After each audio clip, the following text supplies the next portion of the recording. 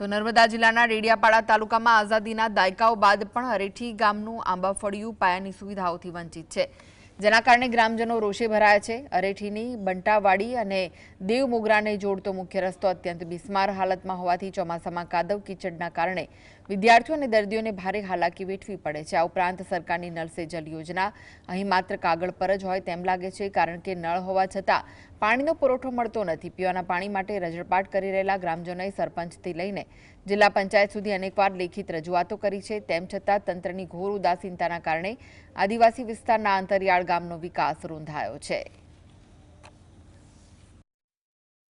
રસ્તાનો કઈ આ નારો ત્યાંથી બનતું નહોતું। અમે ગમે તેમ કુંભાળા કઈ સરપંચ હતો એને કોન્ટેક્ટ હતી તેમાંથી બનાવ્યો છે, બરાબર। ગમે તે રીતે અમે કોઈ સરપંચ રજૂઆત કરી, તલાટીને રજૂઆત કરી, ગામ તાલુકા પર અને જિલ્લા પર રજૂઆત કરી છે, ત્યાં સુધી અમારે કોઈ સમસ્યાનું કંઈ દૂર થતું નથી। અમે બાપ દાદાના જન્મથી અમે અમારું કોઈ એ થતું નથી।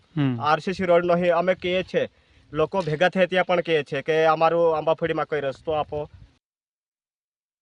માં જન્મથી જ કોઈ રોડ રસ્તા પાણીની અભાવ છે। આ રસ્તો તો બહુ જ ખરાબ છે। જ્યારથી અમે અહીંયા જીવીએ છીએ ત્યારથી કોઈ બાપ દાદા વખતથી આ રસ્તો બન્યો નથી ને રસ્તાની અમને બહુ સમસ્યા છે। આ બાબતે તમે કોને કોને રજૂઆત કરી?